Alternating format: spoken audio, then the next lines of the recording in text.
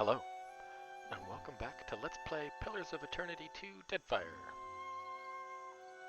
It's the wee hours of the morning in Queen's Birth, and you may recall this lad, Degnos, left his bag in the bathhouse. We got it for him. We poked around in his stuff and saw that he was going to betray his captain, and then we had to fight off a pretty tough gang of pirates for the privilege of knowing what was going on. Let's talk to Degnos, see what he has to say for himself. Ecosi, Fentre, you have found the satchel? Degnos, you've got some splaining to do. It is not as you must think. Complanca, hear me out. What would Aveta make of your treachery? Perhaps we should find out. If you will not support me, I understand. Your contempt is justified. Yeah, it is. But I beg you, please do not tell Aveta. Oh, well, if you pinky promise to end your scheming, I guess I won't tell her. Nehala, yes, I will do as you ask, so long as you do not tell Aveta. Huh. My word is my bond. That seems unsatisfying.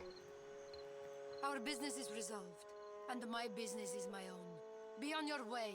I have no time for you. Okay.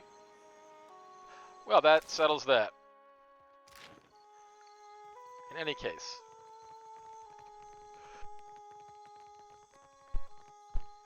We're off to go put a stop to a family feud.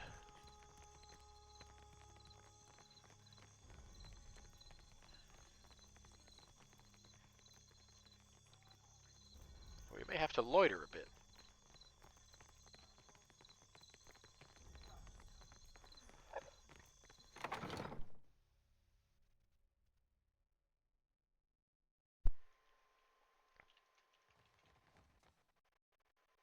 Let's see if Atello and his bloodthirsty idiot son Martino are awake yet.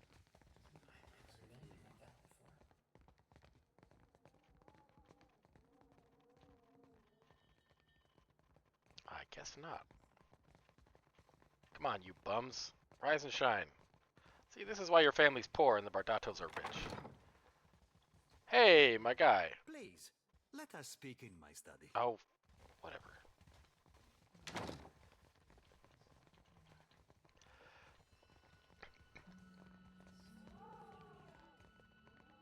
Ahem, as I was saying. Adu, what brings you to the whole of the Valeras?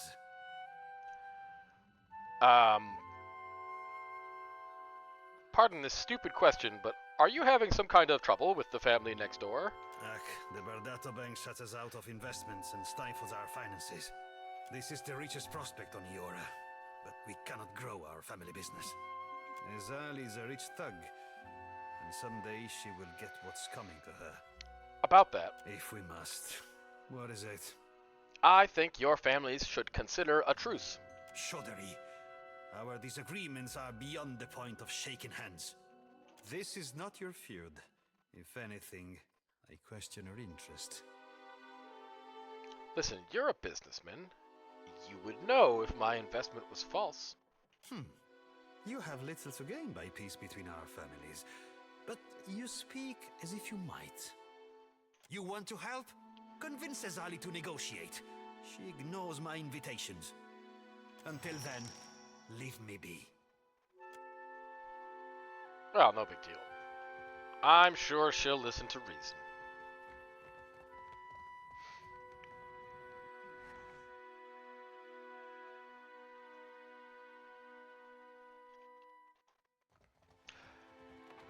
I've mentioned that Etzali has some pretty cool looking armor.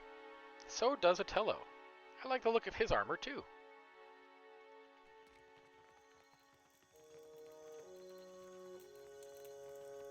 I'm just saying.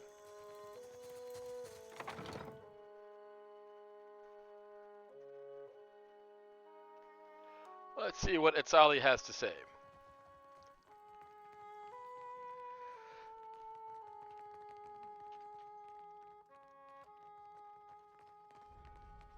Speak up. My business never sits still for long. Well, about this feud, Fratello doesn't make my affairs any easier with his wayward ambitions. Actually, he's ready to negotiate if you're willing to meet at his estate. His brood threatens open bloodshed in the streets, and he thinks delusional little snake. Fine. But you can assure him that I won't be alone. All right. Go on then. Let him know, before I change my mind. Wow. Perhaps if we wait long enough, she'll change her mind. We'd better hurry.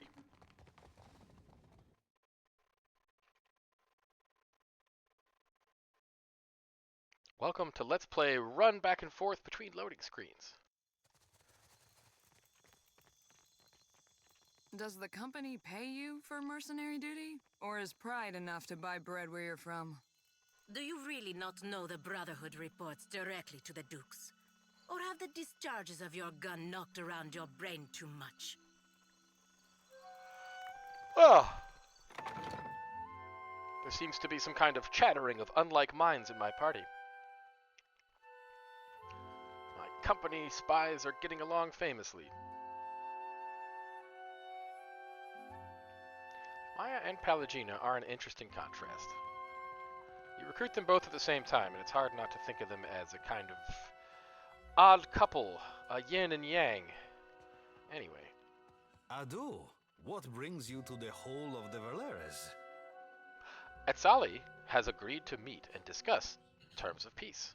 Ooh, perhaps even meet and confer. You really managed to convince that stubborn Pugra to show up. Sir, there's no need for such language. I'll make sure the estate is prepared to receive her, then.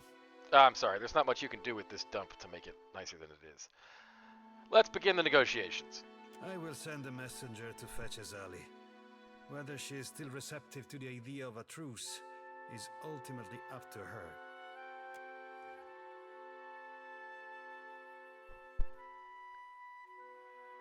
Looking prettier than when you left or so. Merla, cut it out. Bardatto and Valera representatives stand arrayed around the dining table wearing expressions of anxiety and resentment. The temperature of the room suggests no more amity than when the discussion began. If we could open by defining each of your grievances and demands. Before you can finish your sentence, Otello cuts you off with a hard wave of his hand. You run your bank like a crime syndicate. Some of us struggled to tell the difference. We can take it up with the director anytime you feel like explaining why your children are intimidating my merchants. I see our would-be mediator has arrived. Well, we're here. I hope this wasn't some elaborate, ill-advised jest. Perish the thought, madam. Above all, it is certainly not infinite. I would not willingly welcome a Bardatto beneath my roof for the sake of a jest. Pallegina, I don't suppose you have any wisdom to impart? Maestra and Mestre. As you know, the brothers of the Consualias are often called upon to help mediate conflicts between the dukes, the Consualia Segia, and the great houses of the Republic, such as yours. I would not presume to suggest your quarrel will be easy to mend.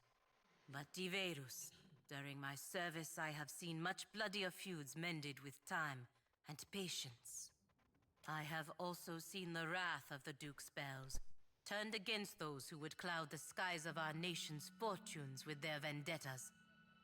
I urge you to seek a remedy for your injuries that produces a lasting peace, for all our sakes. Well said. What a surprise to hear courtly speech under the Valera roof. And that ruins the progress we've made. You Pastenagos hearken to the songs of an armored bird. I beg your pardon, sir. Quiet, Martino. Watcher, now would be the time to lay out your reasoning.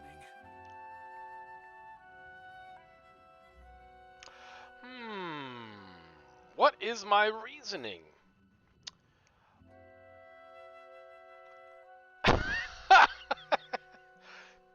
I could try to hook them up. I'm going to pass on that. My friends, As a veteran diplomat, I've made allies of former enemies before. I think we can all pull together into a stronger force. Ak, raise the stir in the White March Mountains. The same could be done here. I'm gonna take your word for it, sir. I don't remember any of that. A force? Watcher? To what end? The only end there is. Profit. I see you've spent too much time in the Bardattos company.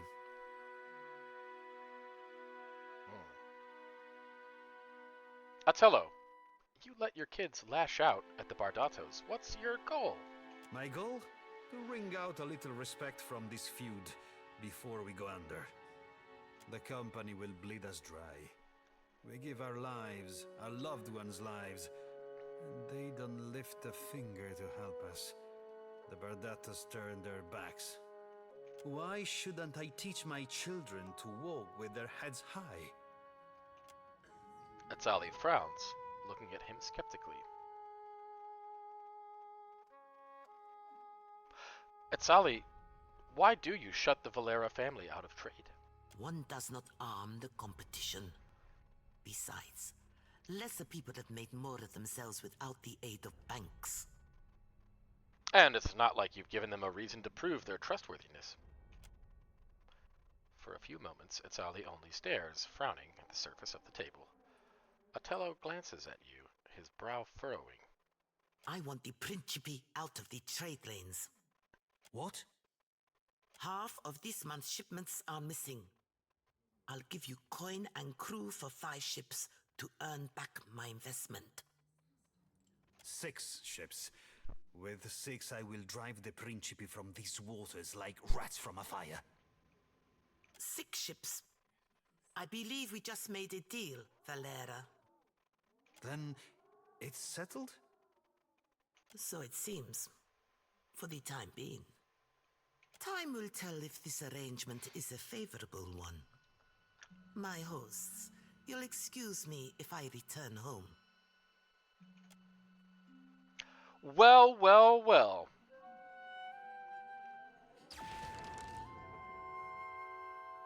Yeah, I'm kind of an amazing diplomat.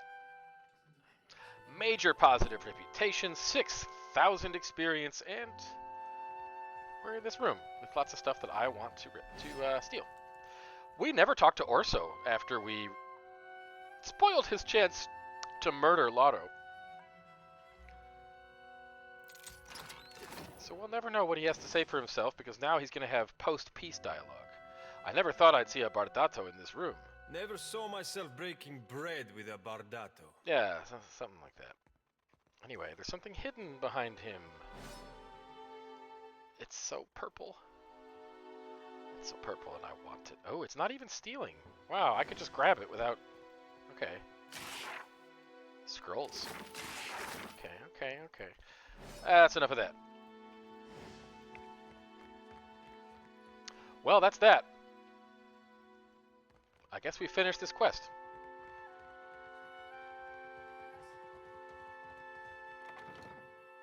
At least as long as Pallegina's in the party. We're done here.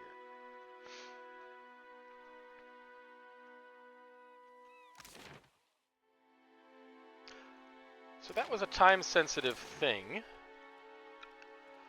Time-sensitive in this way, that if we hadn't resolved that situation, then in spite of our intervention, some of the Valera kiddos still would have broken into the Bardatto vault and initiated a heist.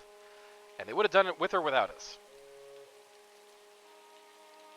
And I just don't want that to happen. I want the vault unspoiled, just in case somebody else wants to break in there.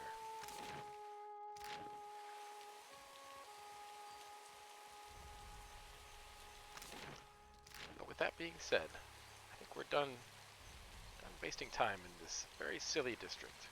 It's time to go back to the Gullet. It's time to go into Delver's Row. All roads have led us there. Am I forgetting something here in Queen's Birth? I don't know.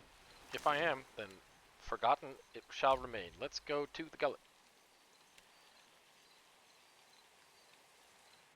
And lucky us, we have not been waylaid. What a neat loading screen. Again, it does remind me of Laputa Castle in the Sky. And that mining village that our hero hails from, Patsu. But no mining village is this. This is the criminal underworld of the Big Koiki. You enter a dim alleyway that reeks of urine and torch smoke. Gross. A long passage stretches to your left and right. Shadows move in the guttering torchlight. Guttering? But the shadows are nothing more than shapes at this distance. The chatter and bustle of the gullet continues behind you.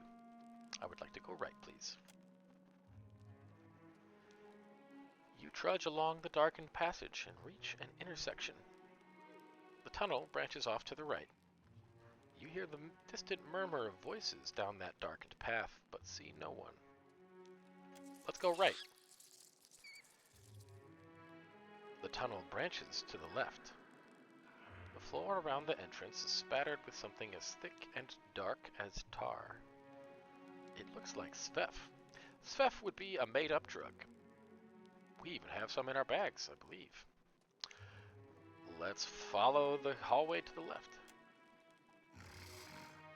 A handful of gross, disgusting guards emerge to block your way, crossing their thick arms over their chests. Chests? One of them spits a viscous black gob at your feet. He rolls a dark plug between his teeth. Better head back, friend. It's invitation only past here. My good man, Dereo sent a messenger for me. The guards nod and let you pass, chomping more loudly than I wish they would on mouthfuls of Svef. Thanks for that sound effect, Obsidian. That was really lovely. At the end of the passage is a stately door crafted of polished mahogany. Through the small slit in the door, you catch flashes of fire cast shadows, yes, and bright textiles. The scent of sandalwood and cinnamon oil come to you on a warm draft.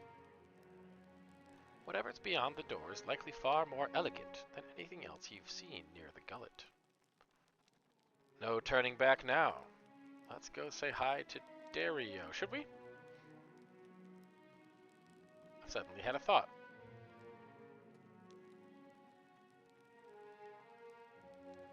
Yeah.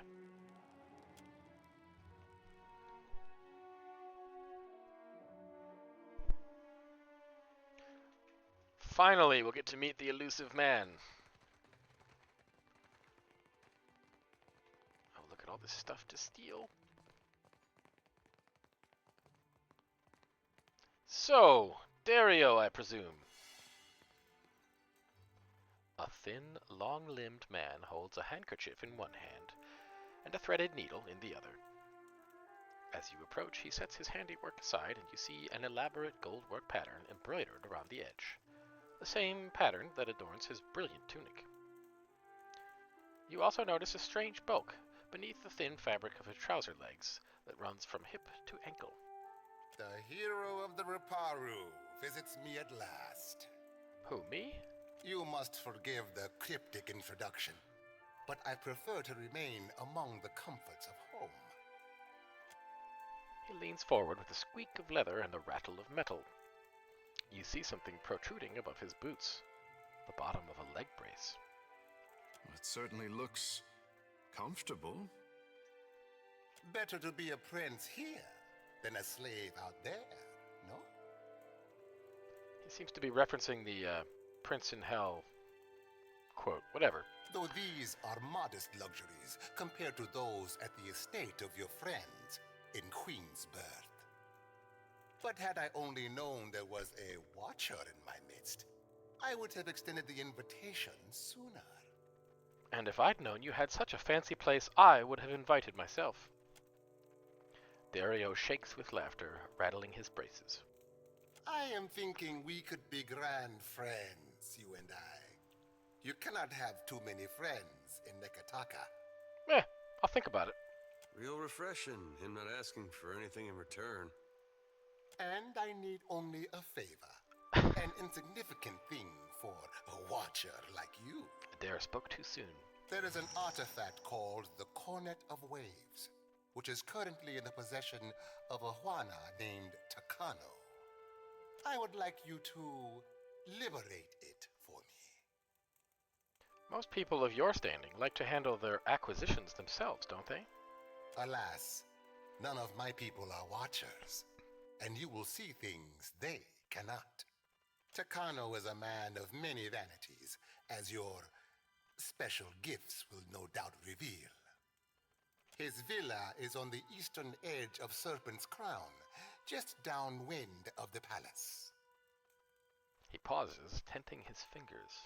The opportunist I first hired was too bold and found herself ejected from the district. With your genteel manners and unique talents, I am hoping you can avoid such complications and persuade Takano. After all, it would be best to avoid drawing the ire of our Mataru hosts. When you have the cornet, bring it to me. I will pay you well for it, and you will find my favor useful in this part of the city. So what is the Cornet of the Waves? It is an old Juana artifact, a musical instrument of sorts. Ages ago, it was part of a pair, but its companion, the Cornet of Depths, was lost when the old city sank. Both are said to carry the voice of Andra herself. Fascinating. Look no further, silly man. I speak with Ngati's tongue. And are you willing to sit upon my shelf for my entertainment? I do not believe in these superstitions, of course. And yet, you can see the tension in the way he pinches the fabric of his sleeve. He wants this artifact badly. Dereo, I suspect you don't refer to the Cornet of the Waves as being valuable in the monetary sense. Dereo coughs into his hand to hide his fluster. I have told you all you need to know of the cornet. Now, I suggest you focus your sharp mind on retrieving it. Fascinating. So he says the Cornet of the Waves had a twin artifact. I don't even remember what he called it. He said that it was lost in the old city. That would be the pit that they sent Botaru, the poor Roparu, down into to be murdered by a bunch of zombies. And where we haven't gone yet. But do you want to bet whether we will? Dereo, I need to ask you about something else. What do you require? What happened to your legs? A storm, a rash decision, and an accident at sea. One that took my sailing days, but not my skill with the needle. Life in the Deadfire is unpredictable. Sometimes it takes you in its jaws only to spit you out onto some new shore. Interesting. So it sounds like you were a pirate. I've noticed the Principe seem divided. Which side are you on? Why must we speak of sides, like squabbling merchants from the republics? Ugh, our merchants squabble. I imagine your pirates do not bother with the squabble and just put a bullet through the head of whoever displeases them. Better to spend lead than waste words, Aimika. I don't know about all that. Once, there were no sides. Only Principi, a people united by common interest and culture. But as our fame has grown, so have our numbers. Many of these new bloods have no sense of restraint and little regard for our heritage. But we need them still.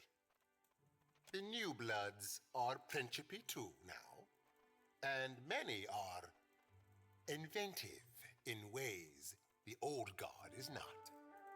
Inventive or not, their ships will end up in Andra's clutches. For such a serious people, you Rauataians have most colorful imaginations. Well, that was illuminating. Perhaps we will speak again later.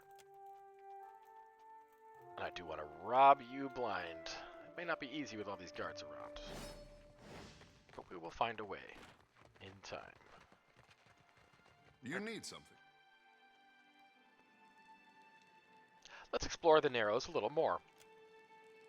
You leave the opulence of Dereo's hideout behind and return to the dank and drafty tunnels.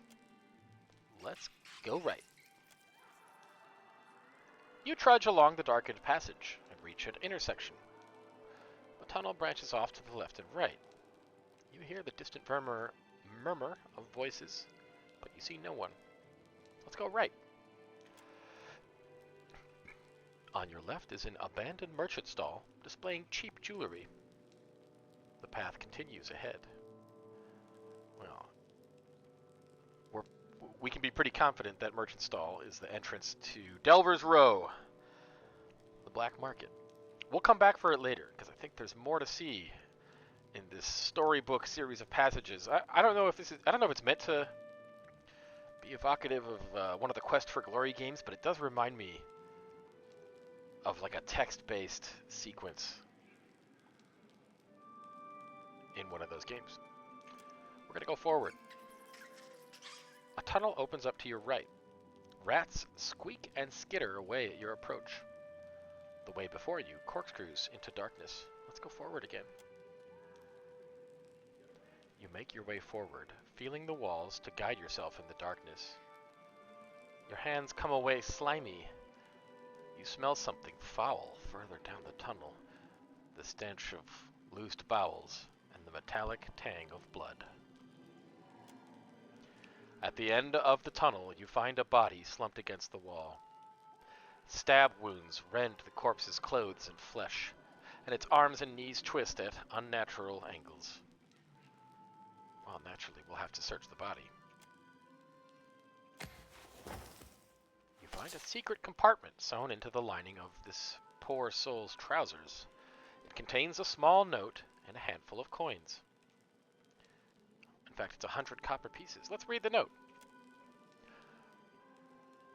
Ulug, there's a new shipment for your Roparu friends waiting near the lift in Delver's Row. Come get the food before the cave stick rots it. Your mad captain, Morena. P.S. Give the old man my regards. I put an extra koiki in there just for him. P.P.S. Don't say I never done anything nice.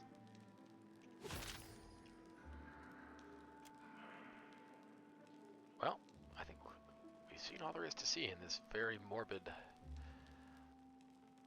underground dead end. Let's turn around. And this time we're going to go left as we retrace our steps back the way we came. Oh, it's Dereo's hideout. Well, we'll continue exploring the Narrows. We'll go right. We'll go right again. This is kind of a guess. We'll go forward, and then we'll go right. Voices echo down the passage ahead of you. I think this is where I wanted to go. Let's go forward. The passage opens into a large cavern. Before you, ramshackle buildings crowd together like broken teeth. A maze of streets winds between them, some barely wide enough for two to pass abreast. And yet throngs of people fill the narrow streets and tiny plazas, their voices rising with the smoke of hundreds of torches. Let's explore the neighborhood. You pick your way down the worn, uneven stairs and descend into the hubbub below. Juana, men, women, and children surround you, all laughing, haggling, quarreling over one another. You notice a few foreign faces, Valians, Idirans, even a few Rawatines slipping through the crowd. A heavy mixture of frying fish, unwashed bodies, and accumulated refuse permeates the air. That sounds disgusting. You take it all in, moving through the masses, without incident. Oh, no. I'm here for incidents. Please give me incidents. You find yourself in the middle of a shop-lined street, packed shoulder to shoulder with the people around you. You can barely move. But you know how pickpockets operate. You keep your hands over your valuables. As a passerby brushes against you, you feel a hand reach for your purse. You grab its wrist and pull the thief toward you. Before you is a Juana child. Her eyes are wide with terror. Naturally, we gotta teach this kid how to be better at pickpocketing. She's wary at first, but she slowly draws closer as she watches your quick, practiced movements. With your encouragement, she mimics your deft maneuvers. She does quite well. She thanks you with a mischievous smile and turns to go. The child disappears among the crowd. Give me some more incidents, please.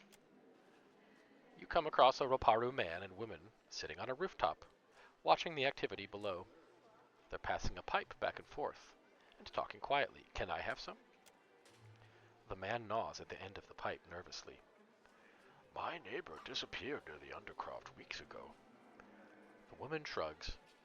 Always smugglers and pirates lurking there. Some of them turned to slaving. He nods, taking a puff. That's for what I stay away from Delver's Row. Plenty of bad sorts there. She holds her hand out for the pipe. Ikira, but they are the only sorts who pay. They lapse into silence, smoking peacefully. Let's continue exploring. You come across a corner where a pair of thugs, a man and a woman, have surrounded a Juana man. He has a potbelly and a nervous expression, and he's backed himself as far into the corner as he can. The thugs advance. It's an exchange. You pay us, and we don't owe it you.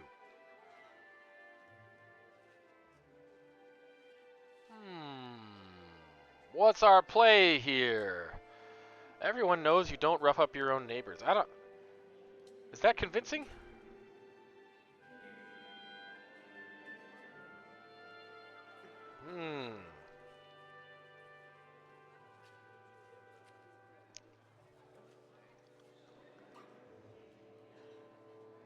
The Mataru are coming, the guards, that is. You better run unless you want to see the bottom of the old city. The thugs look at one another. Well, I'm not taking any chances. They hurry away, but not before shooting a final look of warning at their erstwhile victim. The Juana man thanks you and nervously scurries off. Hooray, we did it! We saved some guy. Let's continue exploring. You pass a busy stall where a man serves merc brew in chipped shells. A rich, nutty aroma rises on plumes of steam. You hear a gasp of surprise behind you and see a small group of people huddled together, chattering. Let's eavesdrop! 3 women hurry along, their arms full of laundry and their voices low with gossip. They say Biha charmed a Rawatayan captain, the same who threw Botaro into the old city.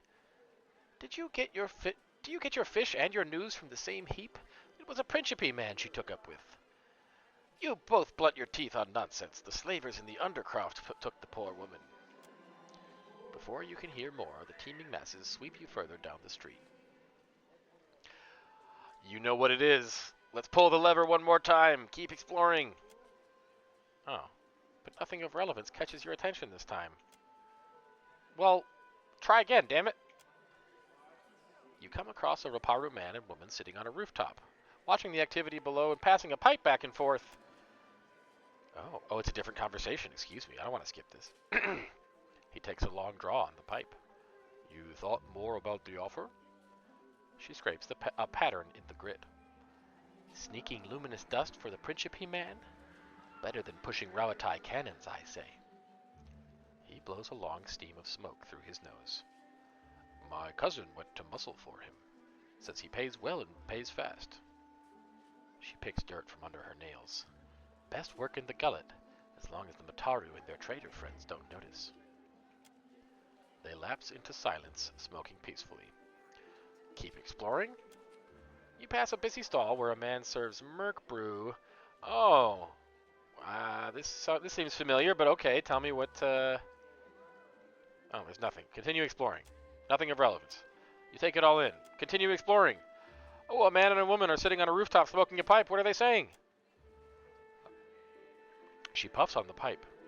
Found half a silverfin in the heap yesterday, still with the head. He shakes his head. Amira's winds blow sweet for you. She sighs, wreathing her head in smoke. No winds down here. You got to dig. Always the good stuff gets buried by scraps, Akira.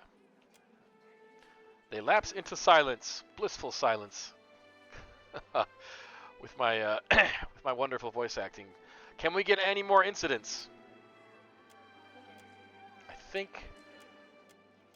I think we finally exhausted the possibilities. Let's return to the Narrows.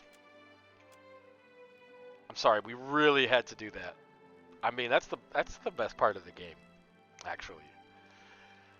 We'll go forward, we'll go, I don't know, go right, maybe? Yeah, oh, it's the dead guy, keep going, go forward, inspect the merchant stall. Okay, it's an abandoned merchant stall. It's displaying cheap jewelry. I think I've seen one of those on the street, in Providence, Rhode Island. It's a watcher-only check. Only our hero can do this check with his incredible perception and decent street smarts. Laid out at the table are various trinkets made from junk. Necklaces strung with fish bones and shoe buckles. Bracelets made with shards of broken glass. But the curtain sways and flaps, as if stirred by a draft. You twitch it aside, and discover a secret passageway. Let's go through the curtain. You check the tunnel one more time to make sure no one is watching. Then you slip behind the curtain and into another passageway. You're walking along when several hooded figures materialize out of the darkness. Not so fast. Gotta pay a toll if you want to visit Delver's Row. My good folk, open markets are vital to a healthy economy. Would you turn away a paying customer? They look at each other and shrug. I guess we'll have to lie. The last time I came through, there was a man with a scar. I paid him. The thugs shrug and stand aside. You continue on, and the rust stone changes to smooth cobbles under your feet. Wan lamplight shivers ahead, as yellow and tremulous as fear itself. Okay, we could tone down the saturation on the purple in this prose. Before you is a narrow cavern that writhes with shadows and echoes with the music of jingling coins. Let's enter Delver's Row. Okay, lots of stuff for us to do out here. And none of it's honest. An Orland woman stands over a table laden with herbs and spices. She mixes them without looking at her work, pausing now and then to raise a sprig or file to her nose. You realize she's blind. It's the smell of cardamom that drew you, no? Or perhaps the sting of fresh pepper. Or maybe you seek something with a stronger bite. That does sound really delightful. I could go for some like cardamom coffee. I'm looking for medicine to cure Drowner's lung. Then you'd best ask elsewhere. But careful. If the Mataru overseer hears there's a sickness, might be he has more questions for you. Well, what is it that you sell if you don't sell cures? Food, of course, and supplies for the road. Though most here come to me for poisons and venoms. That's honest of you. I need some supplies. I have plenty. Though, if you're buying poison and ailment, mind you store them separate. I'll keep that in mind. What's she got? Nothing special. But we might come back later. Especially when we're really getting into the crafting game.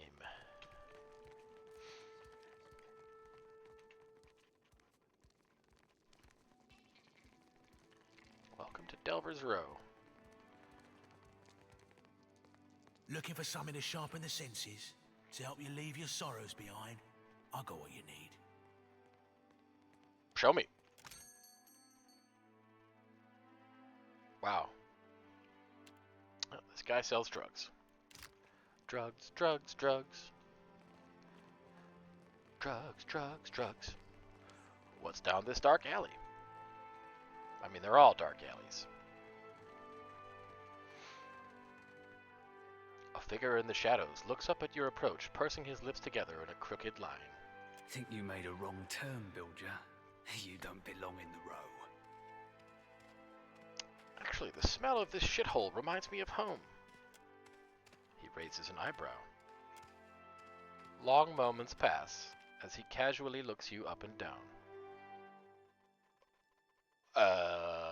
Like what you see?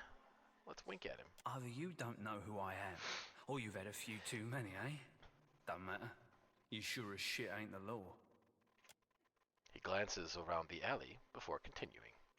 You looking to commission an artist? You'll find none better in Neketaka, Bilger. He lightly traces a finger across the hilt of an emerald-encrusted stiletto hidden within the folds of a dark leather tunic. His narrowed eyes seem to dance in the magical light as the gemstone pulses with a caustic glow. The right half of his mouth ascends menacingly as he dips his head and peers at you from underneath his brow. It's a bit much. So I take it you are an assassin. You're answered with a thin-lipped scowl as your words echo throughout the alley. I don't think we can recruit this guy to our crew. Might as well ask. Sorry, Bilger. I work alone. Yeah, I was kind of hoping you'd say no. What sort of payment, hypothetically speaking, do you require for your services? Depends on the craftsmanship required. We don't know each other, so let's keep our dealings within the gullet, yeah? Interesting. You seem like the type who wouldn't know anything about a cure for Drowner's lung. Keep your rotten ass away from me, Lunger. You want to talk to a Valian that goes by her Netso. He runs a shop down the street, here in the row. Don't tell him I sent you. And don't say I never did you any favors. Okay, goodbye. An assassin named Rust. Calls Alec Baldwin to mind. Too soon? Let's see what's down here. Furtive whispers and footsteps rise from the lower street. Several paintings look identical down to the signatures copied in the corners. Ah. We got ChatGPT down here. And look at this. A hidden object in the wall here. I wonder what it possibly could do. Oh, look at that. Ishi, quiet time. Yes, quiet time. I don't know whose stuff this is, but we're gonna rob it. Including the 3 rubies hidden in this book. And what's in this locked... Mechanic skill too low. Horrible. There's nothing sadder than a lock I can't pick. I mean, really. Alright, what do I need? What do I need? There's some kind of drugs are called for. Wow, do we not have Thief's Putty? That's terrible. We did see some for sale. I just, wow. Wow! Wow! Alright. Wait here, chums. I need to go do some shopping. A-do-do-do, a-do-do-do. Excuse me, old woman. It's the smell of cardamom that Yes, the drew smell of you, cardamom. and What do you food, sell? Of course, and supply. No, what I meant to say was open the shopping window. Thank you. All right, what do we got? Thief's Putty. 575 coppers. Ugh, inflation's out of control. All right, for some reason it's in Adair's inventory. Why wouldn't it be? Why not?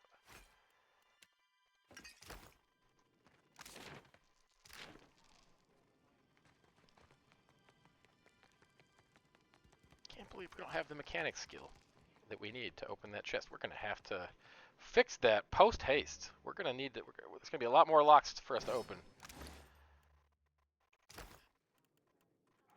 I would hate to become dependent upon these drugs. All right. Open sesame. Yeah, use a lockpick. Give me that. Sweet, sweet arquebus. Look at that. That is no joke. The red hand. I'll give you one guess about who we're going to give this to. Yes, that's right. This is for Maya. Congrats. I guess we should go over the details. This weapon fires 2 shots before you have to reload. The reduced range, not a big deal. It's exceptional. That gives us all kinds of good buffs. And every time you kill somebody, between a rest, you get plus 1% damage. So Maya pretty quickly is going to get that up to that maximum stack of 20. She's going to do an extra 1/5 damage. And then all the negatives you see here, inaccurate, blunted, critical, that's every single arquebus in the game. Nothing special about this weapon that is negative. So, it's real good. It's great. Like Frosted Flakes. I don't know what she's going to do for her. Offhand, doesn't really matter. Yeah, whatever. I guess we're not big shots enough to have something fine or exceptional for every type of weapon. I wanted a better weapon than that jankety mace, but I do want her to be able to do blunt damage in a really desperate spot where we've planned poorly. It could be a scepter. Oh, scepters are one-handed. That's handy. Yeah, okay, so if she has to do blunt, or if she gets cornered and has to melee, we'll have her switch to that. Probably got to give her something. No, I don't know if we've ever looked at her armor, but it makes her faster at reloading, significantly faster, enough that it's not worth it to swap this out for something more protective. Can always just upgrade that armor. Anyway, one last thing to fix. Fine arquebus. Yeah, okay. We want Diego to have one decent ranged weapon just in case.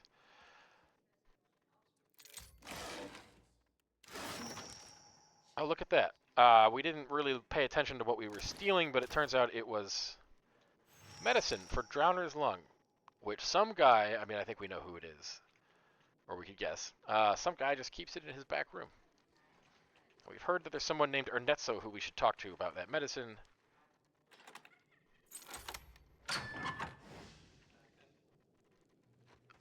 You are looking for something, amigo? Perhaps I have it. That was said so ominously. Ernetzo has not seen you before. You must be new. New or very good at disguises. But you are the one the Roparos speak of.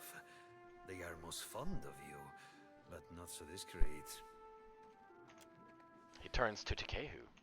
Another young water mage. Come, see Ernetzo's wares. You must spend that extra coin on something. Forgive me. Do we know each other? Così, it seems not. The mistake is mine. But how did you hear about this place? Wait, no. Do not tell me. Sometimes it is better not to know. Okay, then.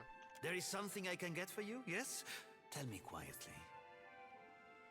I need some supplies. Of course. Only do not tell anyone where you got them. I make no promises. Let's have a look at his wares. We might come back later. He would have had the red hand available if we hadn't pilfered it quite adeptly. Garari Cuirass. It's only 30,000. Whew.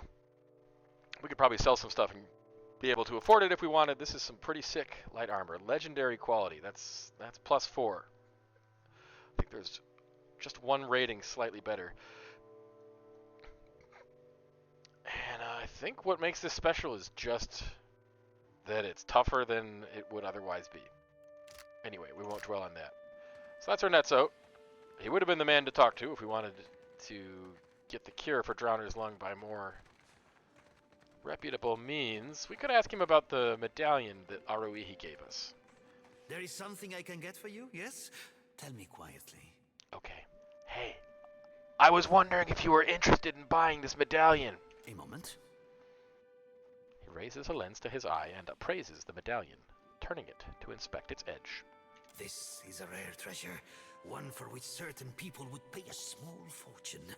I must ask, how did you come by this? Relax, I know you're just the middleman.